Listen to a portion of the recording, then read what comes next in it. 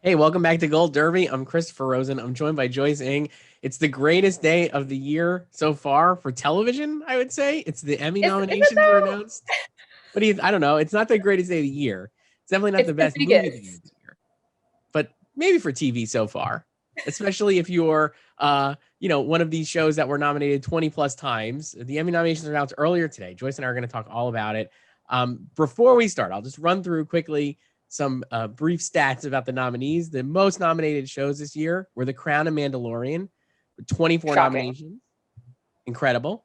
Followed by WandaVision with 23 nominations. And Joyce and I have to talk about that later because we both mocked WandaVision for its multiple writing submissions. And We it got we, we really should have had Caitlin, our Marvel correspondent, back for maybe this. we talk to Caitlin this week about this because there's so many ridiculous Marvel things to cover. I really think we could sustain it. Handmaid's Tale with 21 nominations, a resurgent season for it. SNL with 21 nominations.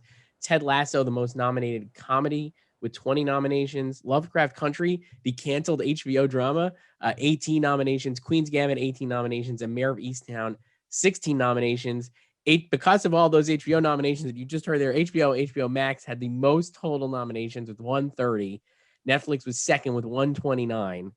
And then the top four were Disney Plus with 71 and NBC, the only network there, with 46. Joyce, what a fun morning here. I'm thrilled. I'm still going through it. There's countless Emmy nominations and just dozens and dozens. I'm only like an eighth through everything. I'll tell you what, I've gone so deep. I've But actually gotten to good the for NBC. I've got to the Quibi portion of the nominees. There were 8 Quibi nominees, even though it doesn't exist. Listen, 2 minutes into the announcement, and we had a Quibi mention. Amazing. It's we had Quibi for Free Rayshawn. Great job. The Emmys. Let's just start. I wanted to start there just to dunk on this quickly. Frank Schmerma comes out to say how great it is that everybody's back together in person. We're going to do an Emmys. We're celebrating creativity and back on sets. And it's so great to be everybody arm in arm again. We have vaccines rolling out and this and that. And then he's like, and here to introduce the Emmys are Ron Cephas Jones here in LA and his daughter, Jasmine Cephas Jones, is in New York. And they're not on the same screen. They're not together. I thought they were chosen not just because they both won last year, but because they're related and they would be together. Exactly. And especially because like we saw with the Oscars, they were doing like paired presenters who were related or in a pod together, right? Like that was like the Oscars thing where it was like, oh, we'll put 2 people who know each other together or whatever. They're going to be more comfortable or whatever it is. It's a father-daughter duo. You expected them to be sitting there together and they're separate. It was very sweet. I thought their interaction was very, the banter was a little too banterish, but I did find it a little sweet. I think it was just a microcosm of what we all did last year. Yeah. It was like Bo Burnham inside, like FaceTime with your mom. It was a lot of delay, a lot of awkward pauses and not maybe hearing. But it just cracked me up that they were not together especially after the big joyous opening of, oh, we're so excited to be together again. But and now it's we're a going to be father on and Zoom. daughter. Amazing. Yeah, but anyway, yes. one show you haven't mentioned yet in the tallies, it did not hit double digits, but it did get double nominations, and that's Emily in Paris. Truly which is amazing. Nominated for Best Comedy Series. And I just want to say this is the beginning of the Globe's redemption arc because we dunked on it so hard when it got nominated there, and obviously the expose came out soon after and everything, and now it's falling apart, and who knows when it'll be back. But like no one can say anything anymore. Like the Television Academy nominated for series. I didn't realize how many Golden Globes voters voted for the Emmys. It's I know shocking. We thought there wasn't like an overlap. Apparently it's a full overlap. I know. Who knew? So, yeah, Emily in Paris. I mean, I don't even know how we're even calling it now. I just want to know if anyone predicted that. It was 100-1 on our odds. I couldn't even bring myself to predict it. Amazing flex if anybody did. And if anybody's out there listening to this and they did predict it, please tweet at us. Please let us know. Please. I'd have to give you major props. Let's start there, Joyce. Outstanding comedy series. Like you said, Ted Lasso had 20 nominations, totally expected. But the nominees for comedy series were Blackish, Cobra Kai, which you have been trumpeting the entire last month or two, and very exciting for you. I was thrilled. I actually let out a little yay when they got nominated because I knew you'd be so thrilled. Emily in Paris, Flight Attendant, Hacks, which they really love, the Emmys. Kaminsky Method, Pen 15, which was another maybe show that I think was not maybe a surprise, but a little bit of a surprise, and then Ted Lasso. Good list. Yeah, the only shocker here is obviously Emily. I think like Blackish, like I was like kind of on the fence about because they haven't nominated it since 2018. But I think it was helped by, a lot of shows being ineligible this year. And I think really what we saw this year, like overall, is like people just kept turning to old faces. Yeah. Like, over and over again. And they just checked off the familiar. So Blackish, good for getting back in. And also because it got back in, there won't be a shutout for broadcast shows and comedy for the first time, because for the last 2 years since Blackish was snubbed, The Good Place held it down for broadcast and comedy. That's over. So Blackish got back in. So there still hasn't been a year without a broadcast nominee in comedy series. And Cobra Kai, I just thought like that was, I'm kind of like, I don't know if I'm shocked, but like, it didn't get any acting nominations in actor, or even like Elizabeth Shue in guest actress. But I think another lesson is that shows on Netflix like Cobra Kai and Emily in Paris are helped by the visibility. Even if they don't get like a lot of actors, and like Bridgerton didn't overperform in acting, we were all predicting for drama series, but I think like their popularity, as we've seen like with the SAG Awards, like their favorite streaming service is Netflix. So I think that's helped a lot. And I don't know if it'll change going forward as we like get back to semi-normal, but I think with COVID last year, like a lot of people are just turning to the top streaming service, which is Netflix. Very, very astute point. I would say like, I think that is 100% true. And I think a lot of the shows here that were quote unquote snubbed are like like Girls Five Eva snubbed pretty much across the board. It got a writing nomination for. I mean, like I knew that was probably going to happen, but I was so predicting it. And Peacock, poor Peacock. Right. So like Peacock, a fledgling service, not really showing up here. And even Apple TV, Ted Lasso, it had Apple TV overall 20 nominations for Ted Lasso. Ted Lasso was like truly the breakout show, I'd say, probably, or on the short list of like the 5 biggest breakout shows of the pandemic, that even people who don't have Apple TV or are familiar with it were watching it on Apple TV. And I thought maybe that would extend like the life of like the other Apple TV content, but it really didn't. Dickinson was not here represented here. Mythic Quest was not represented here. So like really like a lot of these secondary, like you said, like the top streaming platforms performing, like everybody watches Netflix, like no matter what it is.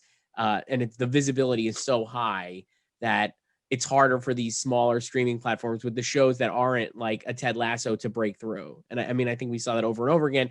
I guess Pen 15 would be the exception on Hulu, but I think that has been building, kind of. Yeah, and I got into writing 2 years ago, which right. So it's like, it's kind of like had a little more momentum, which is maybe Mythic Quest then for its, season 2 or whatever that has been acclaimed this year would maybe get in. Who knows? It got in for Anthony Hopkins. Right. Hilariously, it did get in for Anthony Hopkins for narration. And that's a great category because Julie Andrews is also nominated for Bridgerton. I mean, we could have a lot of Oscar winners win Emmys this year, like him and Daniel Kaluuya and Emerald Fennell. Amazing stuff. The other thing on comedy, I would say, like, we knew Ted Lasso was going to be like a major force. It seems like still poised to win. It got, I think, 4 acting nominations in the supporting actor, right? Like, didn't all 4 guys get in? Is that right? Yeah, I think everyone except Phil, right? Luckily, I put Brendan back in at like 10:30 this morning. I had him in. I actually put Jeremy Swift in. They had let's see, Brett Goldstein, Brendan Hunt, Nick Mohammed, and Jeremy Swift all got in for Ted Lasso. Yeah, so I put Jeremy in. I swapped Brendan for Jeremy last night, and I put Brendan back in this morning. I had popped out Ray Romano for Made for Love because I was just like, you know what, that show no one's really talking about, and Ted Lasso is great, and also Jeremy Swift, not only hilarious as Higgins. I mean, let's just assume. I mean, I'm like making an assumption we don't know about. Like, who knows who the fourth of the four Ted Lasso nominees were? Maybe they were honestly the top four in this whole thing. But I'm like, if Jeremy Swift was like on the edge, I was like, he actually has, for anybody who's watched the second season screeners, I'm like, they have been out for a while. He's really great in season 2, and I felt like that kind of like maybe pushed him over, at least for me, as like, oh, of course. But when voters have season 2 already, I guess I feel like they probably would. If we do, if we have it, if I got it, then they just texted Jason and be like, yeah. Hey. But yeah, so like, so Ted Lasso did great. I mean, obviously the other like I would say overperformed was Hacks, which I think totally 15 nominations.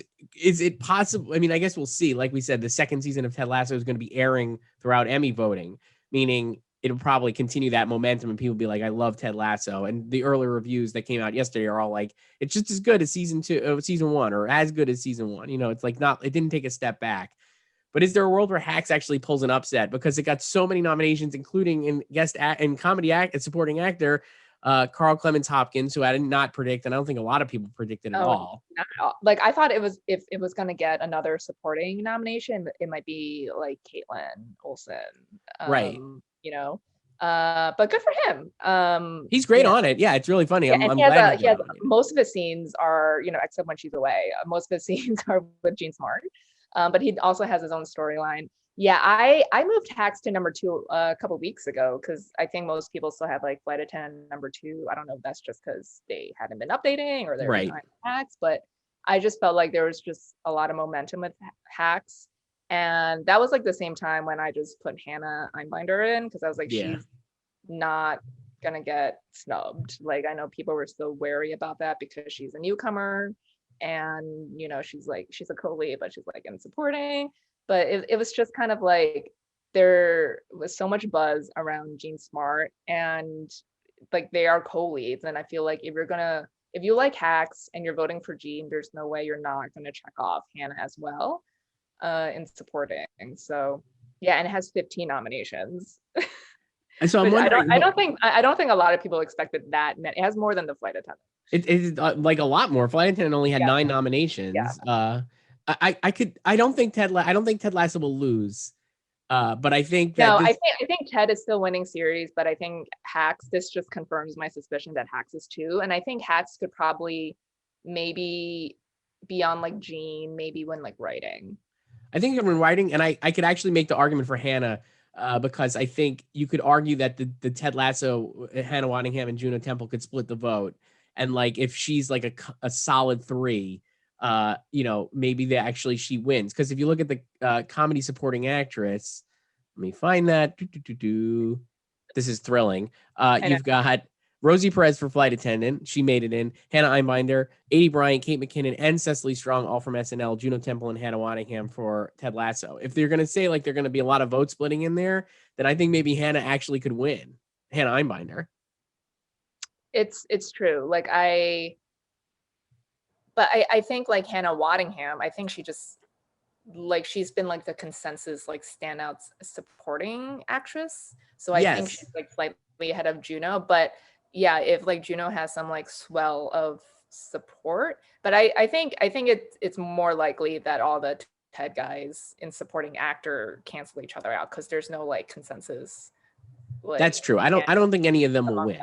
Yeah, I don't think any of them will win. And I don't know, like I thought like I had Bowen Yang at number 1 this whole time, but Kenan came through with double nominations. Amazing. I still could see Bowen Yang winning. I guess the only Ted Lasso actor I would pick there would be Brett Goldstein, and only because actually, again, I'm putting way too much stock in this, and maybe he'll win next year, but he's actually great in season 2 and has like a much bigger part. Listen, it'll be airing when they're voting. So that's why I'm like, if it's airing when they're voting and people are like not maybe paying super close attention, they might be like, wow, Brett Goldstein's great on Ted Lasso, and I'm just going to vote for him, which would be true. Just you're voting for him for season 1, which he was also good on.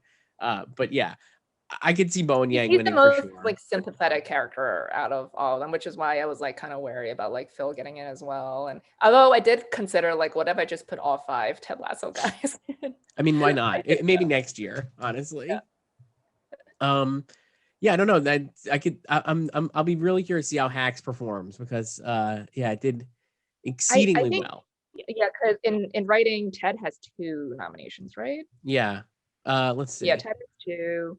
Flight Attendant has 1. Pen 15 has 1. I know a lot of people are predicting 2 for Pen 15, so only got 1. And then Girls Five Eva, at least it got a writing nomination, which Kimmy Schmidt was never able to do.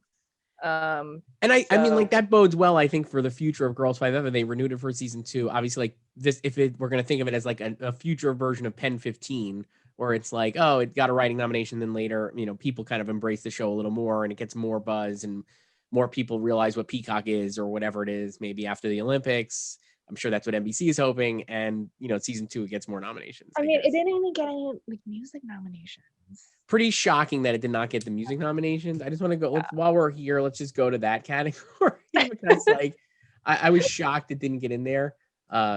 It truly remarkable. The nominees in there, we'll do this quick because I want to go to like into drama and the bigger categories, but the Girls Five Ever getting snubbed like here. Songwriting is a great category. Songwriting is a great category. I love a lot of these, but I cannot understand how Girls Five Ever isn't on this list. Bo Burnham Inside, they only submitted 1 song for Bo Burnham. It was comedy.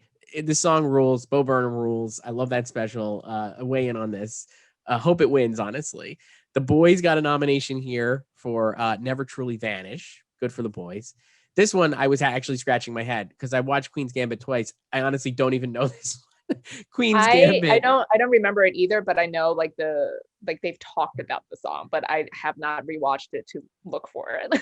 Amazing, because like the Queen's Gambit music and especially the score is like my favorite. The score is amazing. It's great. Yeah. So good. I hope it wins. Truly one of my favorite scores in a long time. But the original song here, I can't remember. I can't remember Love. I can't remember this. I can't remember this song. I just don't even know what it is. But congratulations on the nomination. Soundtrack of Our Lives gets the End Titles nomination for Mark Shaman. Sure. And then WandaVision and Agatha All Along, presumptive victory for that. And then also Zoe's Extraordinary Playlist song, Crimson Love. Yeah. I mean, Girls Five Eva deserves 1 in here. I guess the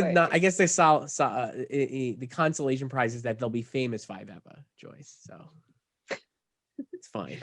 But come on, like New York Lonely Boy. Maybe they cancel each other out. I don't know. That's a shocker. That was actually shocking to me. Anything else on comedy before we move on to drama? Comedy, what else is there? Oh, A.D. Bryant, double nominee as well. Amazing work, A.D. Bryant. Love it. And the only nominee for Shrill, which I thought was like significant. That she was, I think some people thought she could get in for SNL again, but like Shrill, which is also over.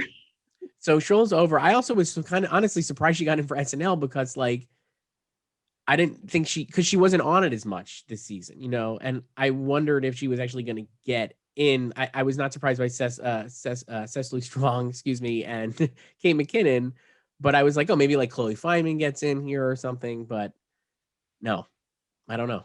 I was surprised. Maybe it was just like all like people like caught up on Shrill last year, and then they just love her so much that the actors who get to vote in the acting categories, they just nominated her wherever they could.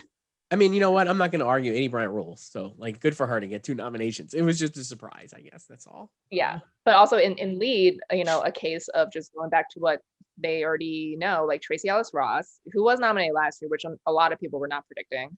She's back. And Allison Janney. So, I had Allison Janney. I had her in there for weeks. Just like, got to pick Allison Janney. Mom is over, like swan song for Mom. And then this morning I was like, what am I talking about? No one's talking about Mom. Allison Janney's not getting nominated for this. I popped her out and then she gets nominated. Honestly don't even remember who I switched her in for. I don't even know why I made a switch. Should have just kept it. She got back in, and William H. Macy got back in. Yeah. In actor. Yeah. We're over the college scandal. So I guess so. And the Emmys highlighted that him and Felicity Huffman, two of the husband and wife, both won Emmys on the short list of husbands and wives who have both won Emmys in their life. Oh, congrats to them, I guess. Let's do drama now. I want to do drama and then we'll close out with limited series because it's such a goof and we get to talk about Hamilton there, I would imagine. So drama, like we said, The Crown and Mandalorian, both with 24 nominations. Handmaid's Tale with a strong 21. Lovecraft Country with 18.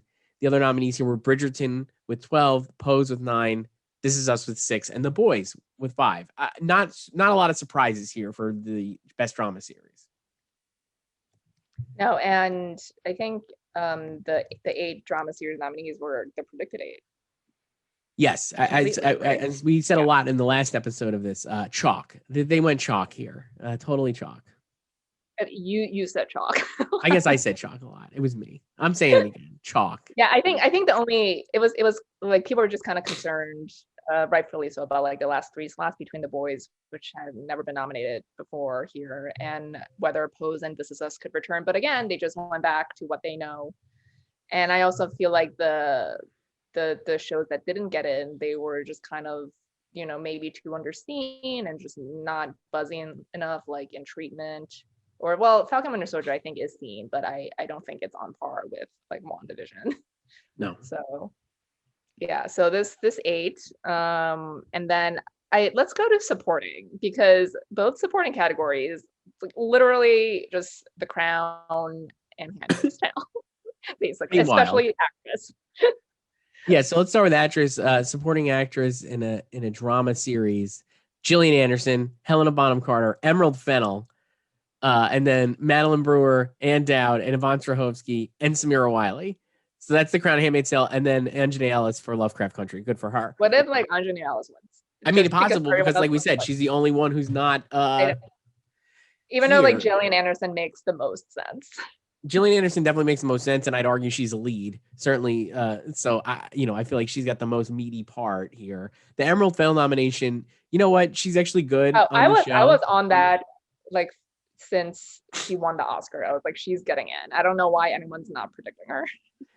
And there she is. So yeah, and then The Handmaid's Tale, everybody coming back. Like we said, I mean, not a total surprise that The Handmaid's Tale was so strong, because like the season has been like kind of a resurgence, I'd say, at least critically. Yeah. I mean, like we've talked about before, like how this was kind of like sort of like a make or break season for them, because it did go down last year. And it was a more competitive field last year, and Elizabeth Moss missed. So but creatively this season was a return to form. So it was just a matter of like, were people still watching, were voters still watching it?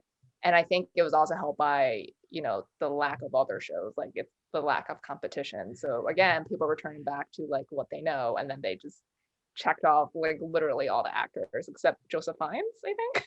Yeah, he did not make it. Yeah. Pretty amazing. I mean, you could say that, like you've been saying, like This Is Us too. So Sterling K. Brown, a lead actor nominee, and then Chris Sullivan also in there for supporting actor. Justin Hartley. I don't think he's ever going to get it. I mean, he only has one more chance, but yeah, if he couldn't get in this year, he's never getting in. Poor guy. Anything else standing out? The supporting actor, we got Giancarlo Esposito in there. John Lithgow, I thought was maybe a surprise for Perry Mason. I don't know. That is John Lithgow. Yeah, you're right. I mean, well, this one again, I think. Yeah. Go ahead. Mm-hmm. Oh no, Giancarlo, since he's nominated here, because last year he was nominating guest for The Mandalorian, so now he's here and supporting for The Mandalorian. So he joins Jonathan Banks as the only 2 people to be nominated in this category for 3 different shows. And they both share 2 of the same shows. It's awesome. Yeah. I could see him winning. I mean, Michael K. Williams again is like the favorite here, at least according to our odds going into the nominations. But I can make an argument for honestly any of these nominees, and I think this is going to be like kind of like a toss up. I mean, Michael K. Williams is helped by the fact that Lovecraft did very well. Yeah. And it got, I think, 5 acting nominations, even though it like over the winter it really underperformed with individual nominations except for him. So, and I think he's someone that at least fans want to see rewarded, even though he's been nominated before and has never won. But I think a lot of fans just want to see him rewarded. So I could see him still like being the front runner. The Handmaid's dudes, I think everyone likes OT this season. Yeah. But I don't know. And he's got Black Widow. which was he's good in his 3 scenes. Yeah. Yeah, I mean, I've had Giancarlo at 1, even though he doesn't really do a lot, but it's like I don't know. Yeah, I could see him winning. And what if it's just the Crown like sweeping every single acting category? Very, very easily could be. I could definitely envision a world where Tobias Menzies wins for the Crown. Absolutely. The other thing I want to, while we're doing supporting and guest drama, I want to go to guest actor because, like we said here, Don Cheadle, a nominee for Falcon and Winter Soldier for 2 minutes of screen time as War Machine. Just an awesome. Yeah. Caitlin timed it, and it was like, I think she said it was like 1:45 in the museum scene, like walking through the exhibit, and then it's like 15 seconds of his reaction shots when Sam is giving the speech. That's amazing. We absolutely have to talk to Caitlin about this the Marvel stuff. It's just too good. But no JLD in guest actress. Shocking, no JLD. I just want to read the tweet you sent me from Don Cheadle. Thanks, well wishers. Sorry, haters. Agreed. Whatevers. I don't really get it either. But on we go. Good for him. Great Emmy statement. More nominees should should say stuff like that when they're nominated. Yeah. You know what though? I'll predict that for next year he'll get nominated for narration for the Wonder Years reboot, and maybe that's he'll even good. win. He's not? Never won before. The other guests in that, other nominees, in that, 2 Mandalorian actors, Carl Weathers and Timothy Oliphant, and no Mark Hamill, which I was shocked by, to be honest. I did not end up putting in Mark, but I kept Bill Burr, so it was a wash for me. And nothing really on any other guest. There's no McDreamy for you. I was bummed. I'm not gonna lie. I think he should have got nominated. That was a snub. And Felicia Rashad got in for guest actress. So good for her, I guess.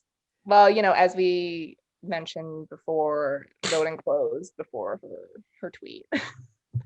Yeah, good for her. Good for her timing, I guess. Not maybe for got it in just under the line. So anything here for I think we all expect the Crown to just run away here, right? But does the Mandalorian's amount of nominations make it a serious threat? I don't think so, but what do you think? For drama series, I don't think so. Well, maybe, like, do you think the Crown can win all 4 acting categories?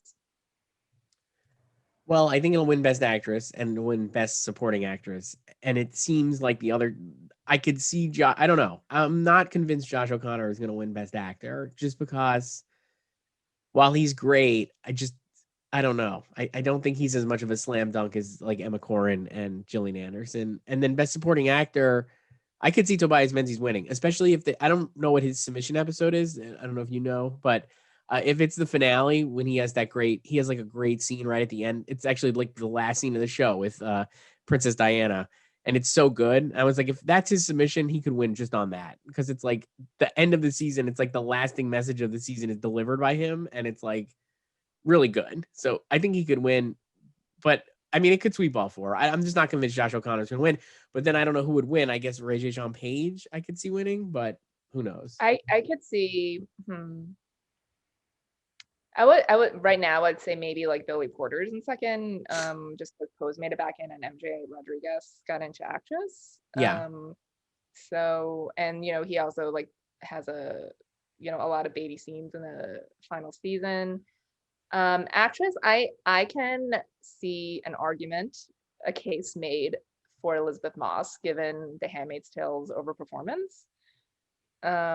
Well, that would be interesting, and especially because like Olivia Colman feels like she's not actively participating in any, and like she wouldn't care anyway if she won. So she's like not really. So it's like basically like then you're left. It's not like Emma Corrin versus Olivia Colman. It's like Emma Corrin versus Elizabeth Moss, and I don't know. I think the Diana stuff was so compelling, but you're right. Like maybe recency bias combined with like Elizabeth Moss is like a past winner or whatever. Mm-hmm. And she also directed 3 episodes this season. Right. I could definitely see her winning. I mean, that would be kind of like surprising, but I could see it. Yeah. And then you know what? Shout out to Uzo Aduba, who we knew was getting in because they just love her, and she gets nominated for everything and wins for almost everything. So good stuff. Very, very excited. Let's go to should we do the limited category? Sure. Limited. What else would we go to? I guess variety. I don't know. Oh, we could talk about variety. The first nominee was Conan, and which we were very excited by.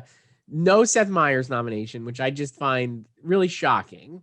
Remains shocking. Still hasn't gotten in. Mm-hmm. But yeah, a lot of Farrell nominations this year. So I'm happy for Conan. I hope he can win. I don't think he'll win because they're very lazy. It would just I don't think he's gonna win. I also don't know how many other nominations he got, right? Like, let's see, Conan. He usually gets like stuff for like his like offshoots, those like interactive stuff. Yeah, but Conan only got one, and I noticed the Daily Show only got one. Colbert, I think, got more than one. He got 4 for Late Show, and Jimmy Kimmel got 2, and then obviously Last Week Tonight got a ton. So based on that, it seems like Last Week Tonight again is going to win because it's got the most nominations of the late night shows in this category.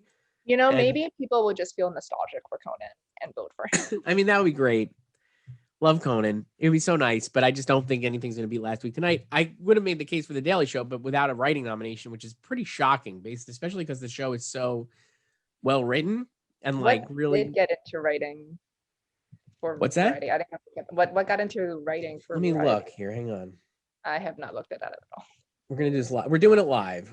Writing. Let's see. Writing. Oh, Amber Ruffin. Right. Okay. Amber Ruffin Show, Black Lady Sketch Show, Last Week Tonight, Late Show with Colbert, and Saturday Night Live. Those are the. So Seth didn't even get into writing. No, Seth got in. He usually gets a writing nomination. He got directing for a variety series, Late Night with Seth Meyers, and an outstanding short form comedy for their corrections segments on YouTube, and that's it. Wow. Okay. Yeah, tough beat. That's a tough beat. But I don't know. I think John Oliver will win. And then what was the other variety specials? I was excited. I'll just plug this. I'd interviewed the producers of the inauguration. They got nominated. The executive producers of the Biden inauguration were on there for live variety special, like live variety special. It's because of you. They did it. Certainly. And then also, while we're talking variety, you got to talk about Friends. We have an opportunity here for Courtney Cox to become a Friends. I'm actually wearing my Moist Maker shirt in honor of her, Moist Maker, because she, producers haven't vetted yet for the series nominations, but she'll most likely get approved because most of them usually do, because she and the other 5 actors produced the special. So she'll finally be an Emmy nominee because she was never nominated for the show when it was on, nor has she gotten a nomination for any other primetime series she's done. She has the daytime Emmy nomination for Celebrity Name Game, but it's coming full circle for her because she'll get her first Emmy nomination for Friends. It's amazing. This is a great place. This is a great place to pivot onto our next thing because Outstanding Variety Special pre-record. The nominees are The Friends Reunion is among the nominees. Also, Bo Burnham Inside, which I was excited for. David Byrne's American Utopia, which makes Spike Lee an Emmy nominee for directing a variety special. So he got a nominee from the Emmys for directing, but not the Oscars this year. So good for Spike. 846, the Dave Chappelle special. A West Wing special to benefit When We All Vote is nominated here. And then finally, Hamilton, the Disney Plus musical. Have you heard of this, Joyce? Hamilton? No, please tell me more about it. Well, apparently it's a huge deal, and it won Tony Awards 5 years ago, and now it's an Emmy nominee. Half a decade ago. Now it's an Emmy nominee in multiple categories, including for acting. Just a legendary flex, I feel like, for Hamilton. Let me find these. I want to just read them off because it was so funny. I was like, wow, they really did nominate everyone. For actor in a limited series, Lin-Manuel Miranda and Leslie Odom Jr. both nominated, like they were at the Tony Awards. The Tonys, yeah. Yeah, and Leslie Odom won. Not nominated here was Ethan Hawke, which was such a shock to me. I had to take like a triple take because everybody had him expected to win. I truly feel bad for him because that was a great performance, but I think it also just confirms that they're just not into Showtime unless you're Homeland.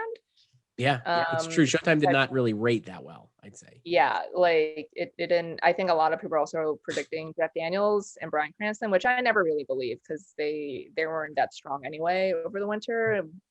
Whereas like Ethan did manage to get some nominations here and there. And his performance and show were also more acclaimed, and he also wrote it and everything. But yeah, like I thought he could probably be the Ruffalo of this year, who would just win, not by default, but just kind of like, he's like a highly respected actor, finally getting his due from his peers for a acclaimed like performance, if underseen show. But not now, he's not there anymore in this very, very open category. Yeah, I think you had Paul Bettany winning, right? And he's nominated. Why not? I think him winning now. Yeah, why not? I think, I've had him winning in first this entire time. And now I'm just like, he can totally do it. Because look, here's the thing. They nominated a bunch of Hamilton actors. But are they actually going to give them the win for any of them? Like, so here's the thing. I agree with you.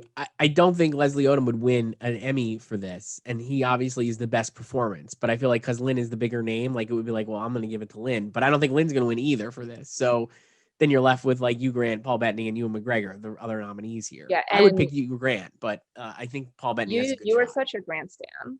I love him on that show. He's so good. I just feel like with WandaVision's overperformance, 23 nominations, second most nominated show. So that would lead me to believe not Paul limited wins. series show. Right. I feel like that really helps him, and he's also, he's sort of like an Ethan Hawke. Maybe he's not as like revered, but he's been in the game for a really long time. Been in a lot of films.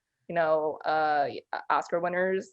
Never really got his due either. So yeah, and like, it's a Marvel show. I know a lot of people were just kind of like, we don't know how WandaVision or like Marvel in general will do, but they went all in on WandaVision. Yeah, like we said, they had 3 writing nominations. We didn't expect that at all. Oh yeah, we were dunking on it so hard, like 2 weeks ago, whatever. So foolish. Over submitting 8 episodes. I mean, first of all, it single-handedly pushed the writing category into 6 nominations, 6 in the field, because it submitted 8. It's amazing. And it managed to overcome vote splitting to get 3 in. Truly remarkable. Kevin Feige must have, if Kevin Feige ever heard us, he would just be laughing. He must have been like, you dummies. How could you not think that we would get... dunk on us so hard for castigating them for oversubmitting. Amazing. So why not Paul Bettany? Well, before we're going to get more Hamilton nominees, but lead actress in an limited series. The nominees were Cynthia Erivo for A Genius, Michaela Cole for I May Destroy You, Kate Winslet for Mayor of Easttown, Anya Taylor-Joy, or was it Ann Taylor-Joy, I believe, right? Ann Taylor-Joy for Queen's Gambit. Taylor, just like the clothing brand? Yeah, just Ann Taylor. Ann Taylor-Loft for Queen's Gambit, and Elizabeth Olsen for WandaVision. Not a lot of surprises here, though. I was bummed that Thuso Mbedu did not get nominated for Underground Railroad, and seemed like so was Barry Jenkins. That's not really surprising ultimately. Like I finally dropped her last night for Cynthia, just because like we've discussed before, like Underground Railroad will probably underperform, and it did. So it did. And the other thing is, I mean, Cynthia Erivo with like the quintessential like Beatty performance as Aretha Franklin. Sure. Like hard to bet against that. But I mean, here again, I think we're lined up for Anya Taylor-Joy versus Kate Winslet. And they both performed really strong. I think 18 for Queen's Gambit and 16 for Mayor of Easttown. So I really think that'll be a competitive race. I'm going to stick with Kate. I'm going to stick with Kate too, but I think that Queen's Gambit, Anya Taylor-Joy could win, obviously. I'm not, that's I would say she's still like the default front runner just because of how well she did over the winter. She won everything, but I think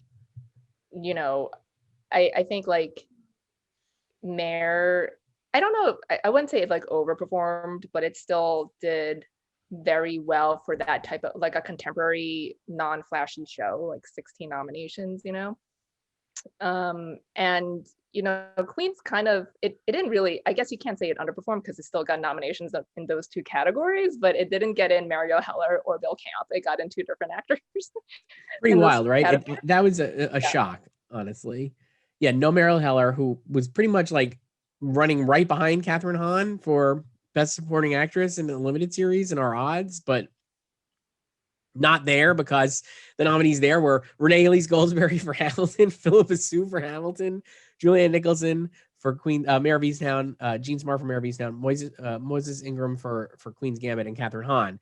So I mean, Moses was a surprise. I would say she's really good on the show. She plays Beth's Also, not in friend. it a lot, but Not in a lot. Comes in towards the end, like as like a full Deus Ex Machina character, basically, like kind of just like, hey, surprise, here I am, and here's some money, go fight the Russians and chess. But she also is quite good. So I'm like not against that nomination, but it's not like, I don't know, Mariel Heller, I think, has more to do on the show. And then the Hamilton nominations, more baby performance, and yeah. And the Hamilton nominations are just like amazing. So Renee Elise Goldsberry won the Tony in this category for Hamilton at the Tony Awards 5 years ago. So maybe I still don't think she's going to win. I think Catherine Hahn will win, but again, maybe Julianne Nicholson rising. But because WandaVision I love so that strong. Philippa won supporting at the Emmys because she was lead at the Tonys and she lost Cynthia Erivo. Amazing. So she avoided her here. It's amazing. Yeah, I mean, I've had Julianne Nicholson in first since Mayor ended, but again, now with like WandaVision's overperformance, but like, they both shows did really well. So I don't know who I'll put in first. Pretty tough. And then for outstanding supporting actor in a limited series or anthology series or movie, Daveed Diggs for Hamilton, Jonathan Groff for Hamilton, and Anthony Ramos for Hamilton. So that's 5, 6, 7 acting nominations. Not in treatment, which a lot of people were predicting. Amazing. And then Papa Asiedu for I May Destroy You, Evan Peters for Mayor of Easttown, and Thomas Brody Sangster for Queen's Gambit. I kind of think this is lined up for Evan Peters to win now. I would support it because I really enjoyed Zabes. Poor Zabes. Like who was expected here? I mean, Bill Camp was like an obvious snub. Yeah, and like he got in at SAG, and like he and Daveed Diggs got in at SAG, and Daveed Diggs is the one who made it to the Emmys. Again, I'm not surprised Bill Camp's not in it that much. So, but yeah, like only the first episode. Like Thomas Brody Sangster, I think that's like a fun nomination, but I don't really see him winning. And Papa Asiedu, I put him in last night. I had like all 3 I May Destroy You people, but Veruca didn't get in. Yeah. Even though I think she was the one who was predicted to get in the odds. And then Groff almost. Groff was a Tony nominee. Yeah. Like the big snub, I guess, is John Boyega because he was in number 1 this whole time. And Small Axe really bombed. Sorry, but it did. Totally bombed. Small Axe absolutely bombed. It got cinematography. Yeah, cinematography. That's the only nomination. Mm-hmm. I'm wondering, and honestly, Amazon maybe struggled slightly, right? Like Boys did well, but no Small Axe dominating this category. Like, and I don't Underground know. Railroad. Underground Railroad, maybe if not underperforming, not overperforming, right? Tough break. Boyega definitely felt like it. I just wonder if the fact that they were all I just don't know. It doesn't matter. I mean, Small Axe is like 5 different movies, and like maybe just like having them all together on the ballot lessens the power of like having them individually. I don't know, but yeah, like so without him there, maybe. And Donald Sutherland was another potential nominee here, and he wasn't nominated for Undoing. So, I mean, I could really see like Evan Peters winning. I don't know. I'm gonna predict him because why not? I saw like Sarah Paulson gave like a very nice like Instagram tribute to him for getting nominated, and I was like, he's really beloved. I feel like as an actor. AHS stars need to stick together. So yeah. So that's limited an anthology supporting actor. Yeah, I don't know. I mean, anything else here? What else do we got in this category? Did we miss anything? Guest actor, we did. Did we do comedy guest? Did we do that? It's like all SNL again. Right. Comedy guest is. I don't remember. Comedy guest is a lot of SNL, but actually it was, we did this with Jane Addams, Issa Rae, Yvette Nicole Brown for Black Lady Sketch Show, and Kristen Wiig and Maya Rudolph as hosts, and then Burnett Peters for Zoe's Extraordinary Playlist, and then drama actress was Claire Foy, McKenna Grace, Alexis Bledel, Sophie Okonedo, and Felicia Rashad. We mentioned. give a shout out to our contributor Kevin Jacobson, because I told him because neither of us were predicting Anya Taylor-Joy or Ann Taylor-Joy for Yes. SNL and guest, and I told him if she doesn't get nominated, then we will call this the Kevin Jacobson rule. Nice. Because he explained like his reasoning, for which I agree with, that like she's not the typical type of like actor they would nominate for SNL and guest. I want to do a couple others, then we'll wrap up. Character voiceover performance gives Maya Rudolph 2 Emmy nominees because she was nominated for the Big Mouth for playing Connie the Hormone Monstrous. Jessica Walter with a posthumous nominee for Archer here. Stacey Abrams gets nominated for playing Stacey Abrams on Blackish, his election special. Julie Andrews is a nominee here for Bridgerton, and then Titus Burgess and Stanley Tucci for Central Park, and Seth MacFarlane for Family Guy. That's fun. And the narrator, speaking of veterans, Anthony Hopkins, like we mentioned, as a nominee here for Mythic Quest. So you can have Anthony Hopkins winning, and like we said, Daniel Kaluuya could win for SNL. He's a nominee. A lot of Oscar winners here. Yeah, and I think isn't David Attenborough double nominated in narrator? He is. A Perfect Planet. He's nominated for, and also The Year Earth Changed. Yeah, because he's won like the past 3 years. So Amazing. I could see him vote splitting with himself. And then like Tony, we get Anthony Hopkins an Emmy and an Oscar in the same year. Maybe they'll do Outstanding Narrator last in the Emmy broadcast. Cedric the Entertainer is going to bring everybody out to do that, and then he won't show up again. That would be awesome. That would actually be a really funny bit. I don't think they would do it because it's like sad, but also they should at least make it last in the creative ceremony then. Be so good. Yeah, this was a lot of fun. I'm really into these nominees. I feel like a lot of good stuff was nominated. The Hamilton stuff is hilarious to me. So many acting nominees. It's just okay. Do you think it can win anything? Like, is it just going to win Variety Special pre-recorded?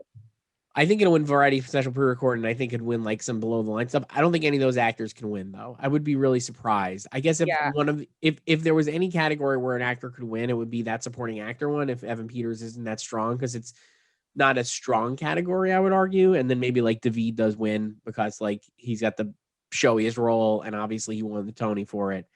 I don't think like Lynn and Leslie Odom are gonna win though.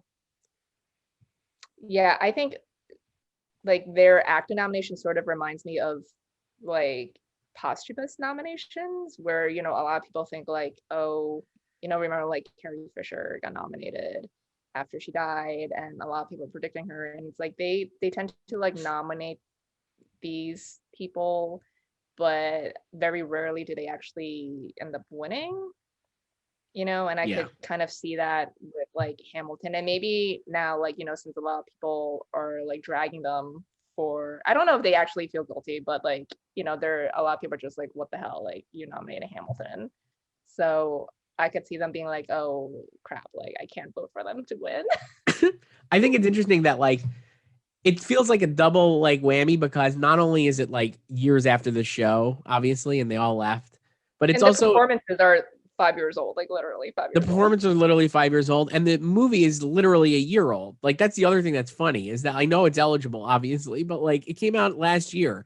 We were talking about like whether it would even get nominated for an Oscar or whatever the eligibility rules were, and they kind of like fudged to make sure it wasn't. But like this is no matter how you slice this is an old thing that like has gone through the cultural ringer twice and now is nominated again, and has not just like 1 or 2 nominations, but multiple acting nominations. Like truly a remarkable. It's like Ted Lasso level acting nominations. It got, it's won Tonys, it's won a Grammy, and now it can't win the EGOT for this particular production, but it can win 3 of them.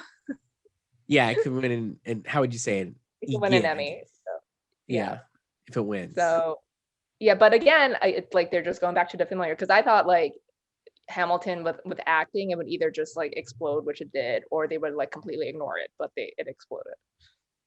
Yeah, I guess if you're voting for it, I mean, I guess you're like, if you vote for one, you kind of got to vote for all, because like they all got Tony nominees, or most of them did, right? So it's just like, if we're gonna put them all in, you can't just go like, oh, I'm only gonna vote for Lynn, without putting, obviously then you got to put and it's unlimited nominating ballots. So, but poor Jasmine, she didn't get in. and Christopher Jackson. Are they the only two? Yeah, they were the only two major ones who didn't get in, I guess. Yeah. Oh, and Oak, who did not get in either. Oh, yeah. But Jasmine got to do the Emmy nominees from a secure room in New York. She won for a Quibi show. Yeah. Again, shout out to Quibi with 3 nominees. That got John Travolta an acting nominee, his second acting nomination after People vs. O.J. Simpson, and Kevin Hart an acting nomination for their Quibi show. What's gonna win short form without Quibi? I mean, hopefully a Quibi show. Let's see those nominees quick. It was a dead Quibi show. Yeah, right? I guess a dead Quibi show. Well, no, they're not. They're on Roku now. I'm having a tough time finding this category, so let's just forget. But I know like Die Hard, I think, was nominated. Let me see, which is the Kevin Hart and show. Paula Pell is nominated. Paula Pell is nominated. Travolta is nominated. Not for Girls Five Eva, but for the other acting nominee. The other acting nominees from a Quibi show were John Lutz and JB Smoove from the Paula Pell show, which is Mapleworth Murders, and Natalie Emanuel for Die Hard as well. So Die Hard got 3 acting nominees. Good for them, I guess.